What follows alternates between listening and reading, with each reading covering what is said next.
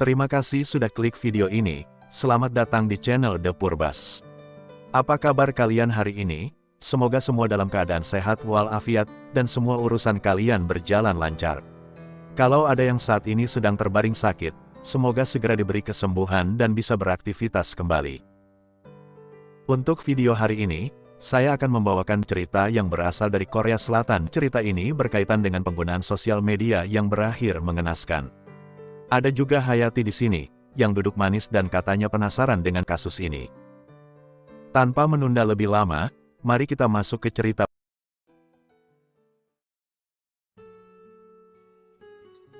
Seperti kisah-kisah kasus kriminal dari Korea Selatan pada umumnya, tak banyak informasi dan publikasi yang bisa ditemukan terkait pelaku, apalagi korban. Jadi saya akan langsung fokus ke kasusnya saja. Pemeran utama dalam kisah hari ini adalah seorang pemuda berusia 25 tahun, Kim Tae-yoon. Dilihat dari perawakannya, Tae-yoon terlihat sangat biasa, dengan wajah, tinggi badan, serta model rambut khas laki-laki Korea. Hidupnya pun biasa-biasa saja. Dia hanya lulusan SMA, tidak punya pekerjaan tetap, dan hanya membuat orang tuanya naik darah. Pekerjaan terakhirnya adalah menjadi operator warnet. Tae-yoon sangat suka bekerja di tempat itu, karena dia bisa mendapat gaji, sambil bebas bermain game online kesukaannya. Tapi pekerjaan itu pun tidak bertahan lama, dia dipecat karena kedapatan mencuri uang warnet.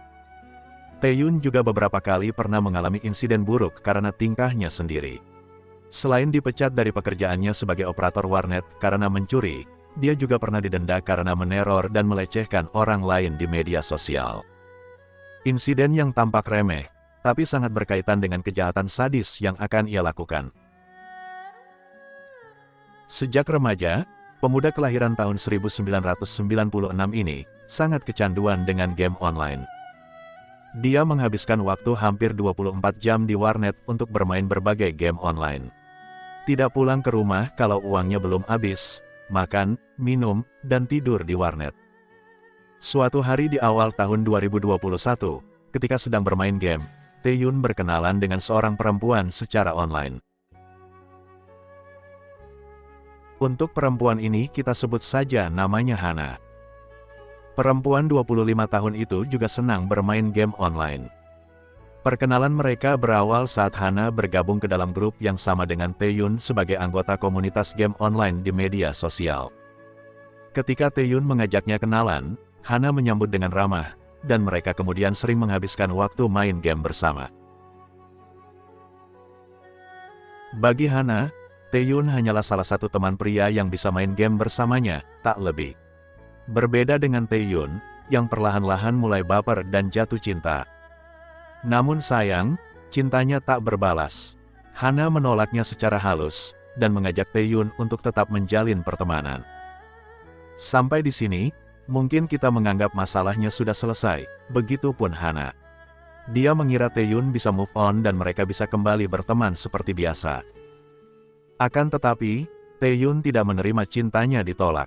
Dia terus berusaha menghubungi Hana dengan cara yang menyebalkan.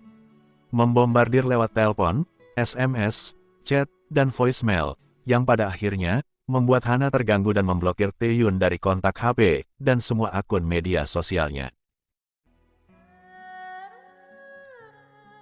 Hana kemudian mengganti nomor ponselnya, namun itu tetap tidak cukup untuk menghentikan kegilaan Tae-yoon.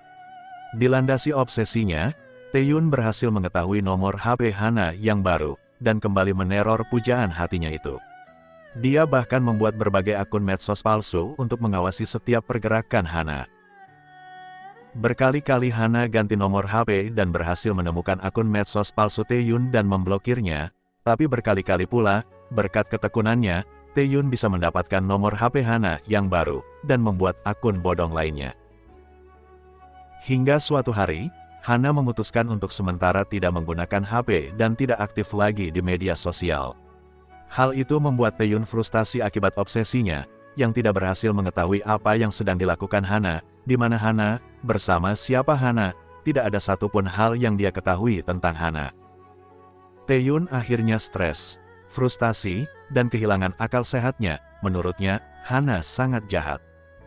Dia tidak memaksakan Hana untuk menerima cintanya, tapi setidaknya, biarkan Taeyun menjadi penggemar rahasia Hana, yang cukup merasa bahagia, walaupun hanya melihat dari jauh, atau sekedar memandangi foto-foto Hana di media sosial. Sakit hati Taeyun akhirnya memuncak.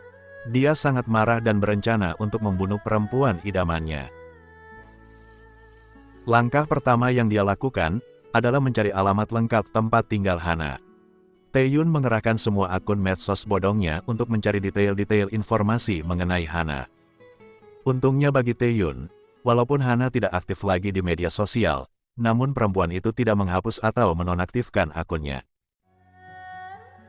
Tidak butuh waktu lama, Taeyun berhasil mengetahui alamat Hana dari foto yang dia upload. Foto sebuah paket belanja online, yang tertera nama dan alamat pengiriman lengkap tempat tinggal Hana, yang berada di Nowon-gu, Seoul Timur Laut. Bahkan, nomor kamar apartemennya pun lengkap tertera di bungkus paket itu. Sebelum Taeyun melancarkan aksinya, dia terlebih dahulu melakukan riset mengenai kondisi tempat tinggal Hana, kondisi sekeliling apartemen, termasuk juga siapa saja yang tinggal di unit tersebut. Berhari-hari Taeyun melakukan pengintaian, hingga dia pun tahu kalau Hana tinggal di unit apartemen itu bersama dengan ibu dan adik perempuannya. Taeyun juga mempelajari rutinitas masing-masing dari 3 orang itu, kapan mereka keluar rumah, dan kapan mereka pulang, semua detail sudah dia dapatkan. Selanjutnya Taeyun melakukan riset bagaimana membunuh 3 orang dengan cara yang cepat dan tepat.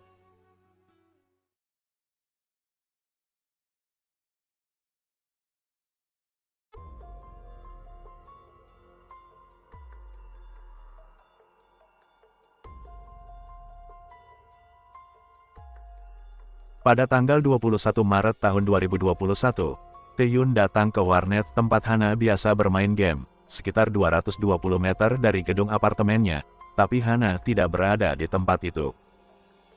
Entah apa yang ada di benaknya, Taeyun masuk dan hanya duduk diam di sana sambil merokok, tanpa menyalakan komputer.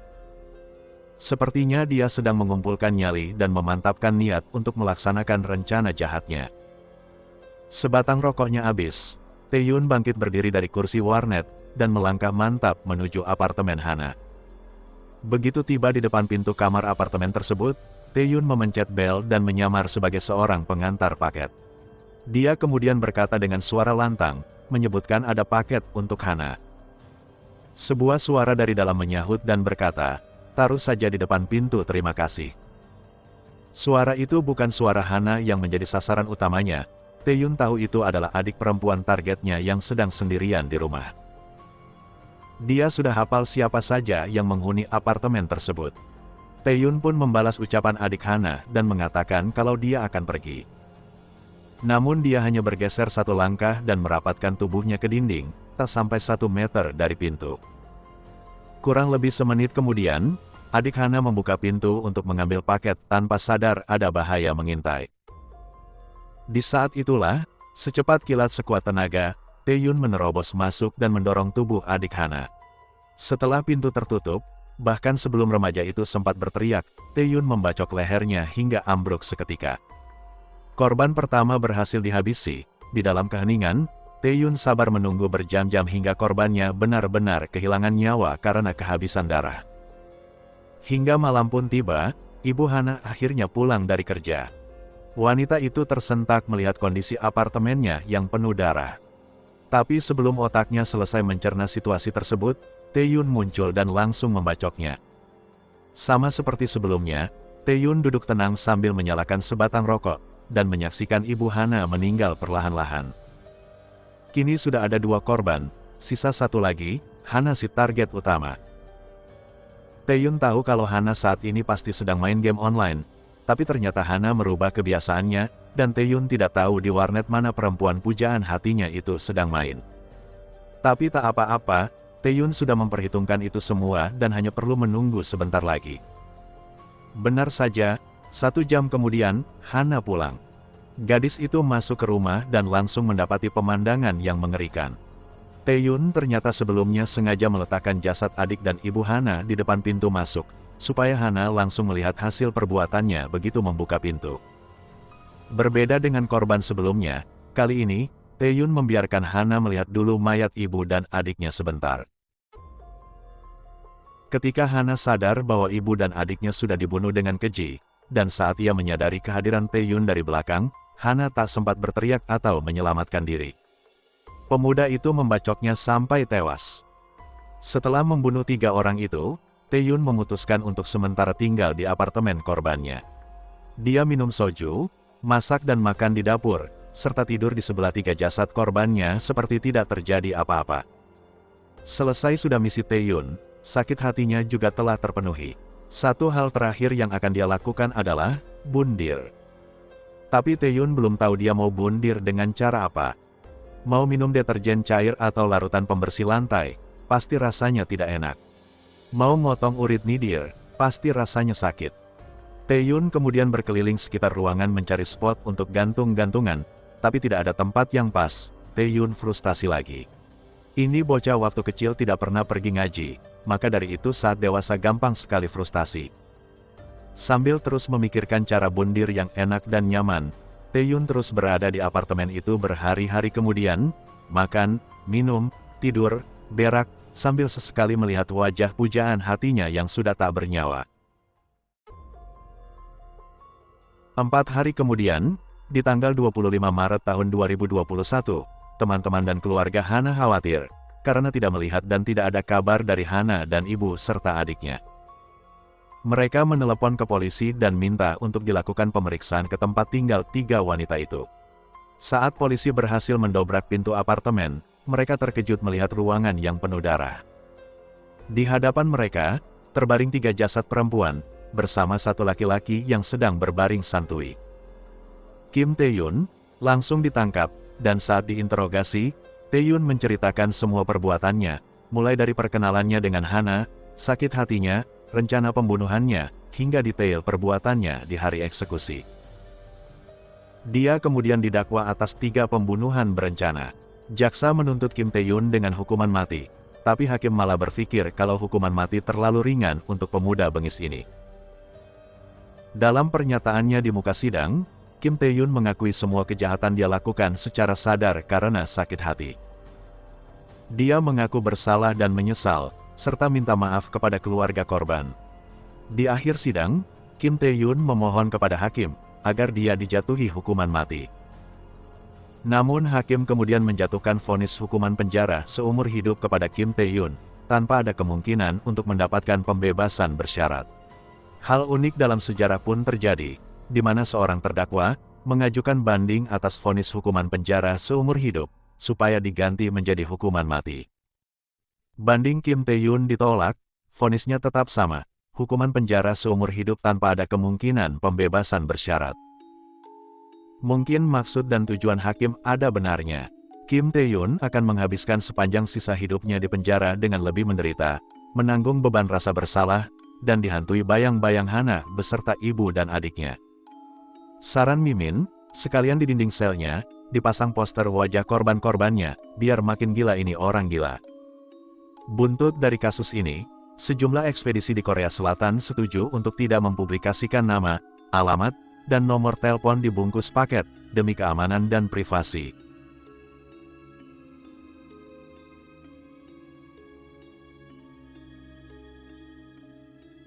Dedek dari dulu belum pernah mengalami punya pengagum rahasia bang. Padahal dedek mau-mau aja di stalking. Inilah beloknya otak kau Hayati. Orang-orang takut di stalking, kau malah minta di stalking. Nanti betulan ada yang stalking kau macam Kim Taeyun ini, kena bacok mau kau. Gak pake dibacok bang. Opa ganteng gitu gak mungkin dedek tolak, jadi gak bakalan dia sakit hati sama dedek. Entahlah kau Hayati, psikopat gila macam tuh malah kau bilang opa ganteng. Gak papalah bang, gila-gila dikit, nanti dedek bawa dia ke pesantren, biar diruqyah sambil berobat jalan. Di luar sana, banyak laki-laki yang macam 10 betul, ternyata macam-macam tingkahnya. Ya sudah, nanti semoga ada Kim-Kim lain yang suka sama kau. Kalau perlu Kim Jong-un yang nanti stalking kau, baru tahu rasa. Ish abang ini, kalau yang itu sih om-om, bukan opa-opa. Kau bilang pula dia om-om, memangnya kau tahu siapa Kim Jong-un? Sepele kali abang sama dedek. Gini-gini dedek kan konsultan pendidikan. Kim Jong-un yang presiden Korea Utara itu kan. Ganteng sih dia. Tapi umurnya udah lewat 40. Nggak like dedek. Itulah tadi kisah nyata kasus kriminal kita hari ini. Coba sampaikan pendapat kalian mengenai kasus ini di kolom komentar. Jaga kesehatan selalu di musim penghujan ini. Dan sampai jumpa lagi di kisah nyata kasus kriminal berikutnya, dari channel The Purbas.